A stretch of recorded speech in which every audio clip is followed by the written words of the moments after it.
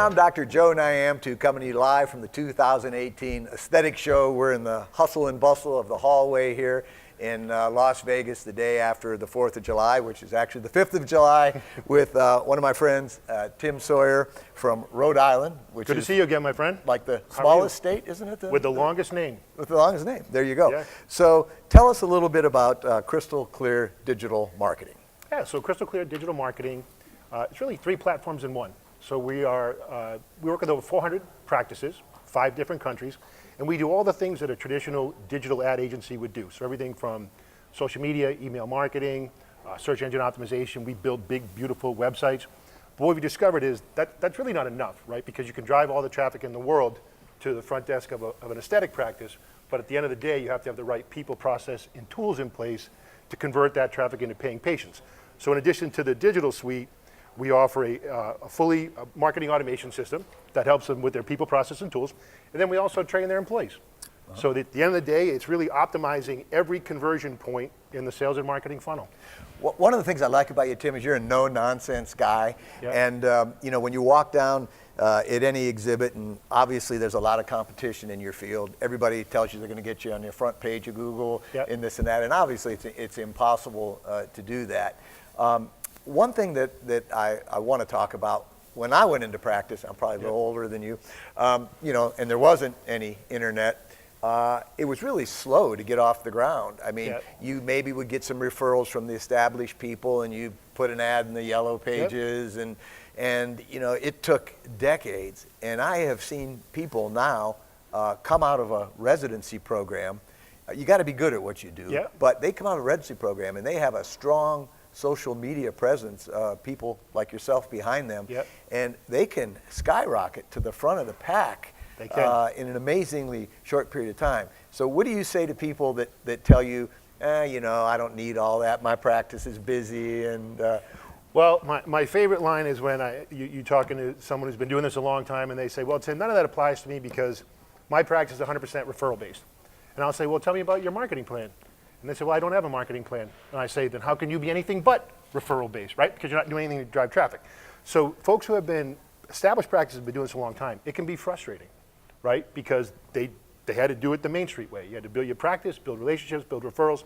And now to your point, somebody can come out with a really good marketing engine, a decent marketing budget, the appropriate skills and training, but they can level the playing field very quickly, particularly in spots like whether it's Miami, Miami Beach, you're talking Beverly Hills, New York City, places that are really difficult, takes decades to fist fight.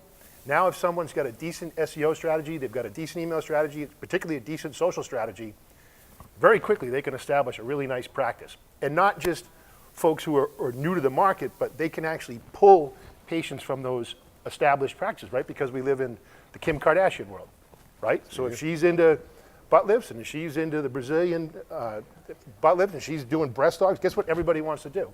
And if someone can tap into that on a social level, then the trajectory is amazing. And so there's a gal, Sheila Nazarian. I don't know if you're familiar with her. Sure. Sheila Nazarian is a Beverly Hills plastic surgeon. Came out of beautiful doctor too. Beautiful doc. She's got the face for social media. She's got the skills to get great patient outcomes. Well, she's got almost 1 million followers. She's been practicing for 2.5 years. So imagine that guy who's been sitting there, guys like me and you, right, with a face for radio, and hey, bro, come on.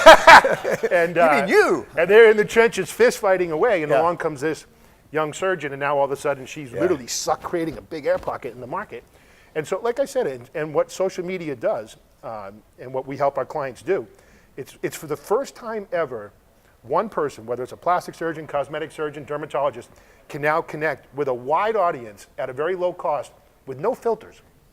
You can talk to 100,000 people and no one can interpret or needs to interpret what you say.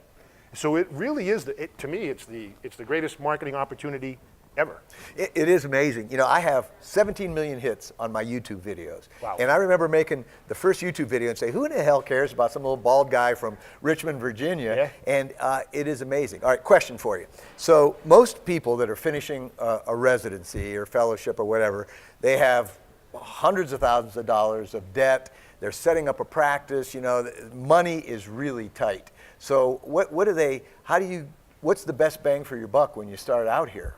It's very simple. And what we recommend to all our clients is first establish what your real business goals are, right? Because if you don't do that, if you say, well, I want to do social media, but you don't start with why am I doing social media or why am I doing email marketing, at the end of the day, it's to generate revenue. So what the surgeon needs to do is dial in and say, okay, these are the top 4 or 5 treatments and procedures that I think I can be good at, I can have a competitive price, I can drive traffic for, and then build your marketing ecosystem around that.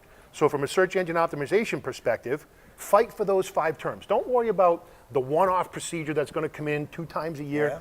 Don't fight for that. Good. From a social media perspective, look at the demographics of those social mediums. Instagram is a younger demographic. Facebook tends to be an older demographic. Twitter's a saturated demographic. But you have to do a little bit of homework, right? And so what I would say to that young surgeon getting out, first of all, you are where you are. Yes, you have debt. Yes, you just spent 16 years getting trained and educated, and that got you to the dance. Now what you need to understand is that you are in the retail business. Yeah. You're selling medicine at some level. And so because there's a retail element, marketing is important. And so you can't spend all this money on this beautiful build out and big pictures in Beverly Hills and then kind of, it's not Field of Dreams. Yeah. Build it and they will come. Yeah. It's not how it works. Yeah. So I would say set a budget, but first start with why am I doing this? What are my business goals? And then build around that. And that's kind of what we coach people through. Is because if you try to be everything to everyone, you'll end up being nothing to no one at the end of the day. So that's a good quote there. So one of the things that I've noticed, so the procedures that I love to do are facelifts, okay? Yeah. So I am courting an older demographic, people that are often retired, okay? Some of my friends that I hang around with and their wives, and we travel, go to meetings like this a lot, we're together a lot, and they maybe are doing breasts and noses, and they're on Instagram, and I'm eating a brownie in New York City and everything. I know you said you have to do a little bit of everything, but if you have a younger practice, say you're doing injectables versus things that older patients have, talk a little bit about that. So a younger practice coming out, first of all, Facebook is still the big dog, right? Yeah. So everyone's got to play in Facebook. Facebook owns Instagram, so the two have a lot of great things in common. Younger market, you'd want to play around in Instagram. By the way, Snapchat is a great medium for that. You see that a lot.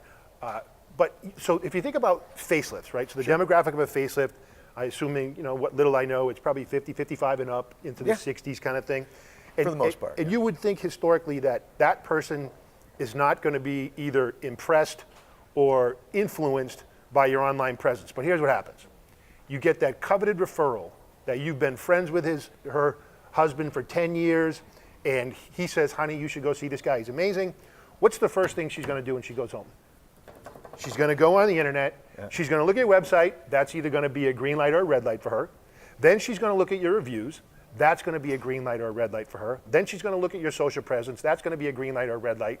And any one of those signals could blow up your coveted traditional referral. So what I tell people is, listen, you have the brick experience, what you've built your whole life, but the click experience has to mirror the brick experience. That's awesome. Right? The click and the brick. The click and the brick have to be the same, because it's not, because you had Main Street, now you have Google Street, and if you're representing yourself as this big, beautiful practice, the person shows up and it's a shotgun practice and those, they're not congruous. The person can say, I'm not doing that. So we have to be transparent, we have to be authentic, and the click's got to equal the brick. So you think that my MySpace page isn't going to get it? Hey, listen, No.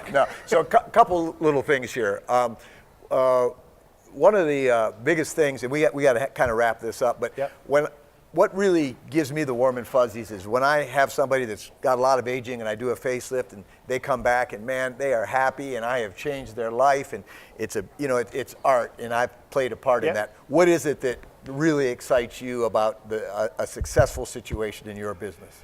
So for me, we work with over 400 practices. Right. At the end of the day, although it kind of gristles them the wrong way, they're small businesses. Right. They're small retail businesses. So prior to this, I'm an entrepreneur by heart. Right. Prior to this, we did digital marketing for insurance agents. We sold that, had 850 clients, and they were small businesses. Prior to that, my partner started a digital marketing company, Original Gangster, 2007. He's an OG. Doing digital marketing for car dealerships. And they have many things in common, but what gets me going, what gets me excited is when you see that small business that has all the pieces there, right? All the pieces are there. and you just help them organize that, put some structure around that, and then help them focus on their people, process, and tools. And then you see this transformation where this kind of bumping along med spa or small practice blossoms into a beautiful, to me, you look at that and you go, because you changed a life. Tim Sawyer, I appreciate it, my Crystal friend. Clear Marketing in Rhode Island, and where were you last night? Grand Wailea.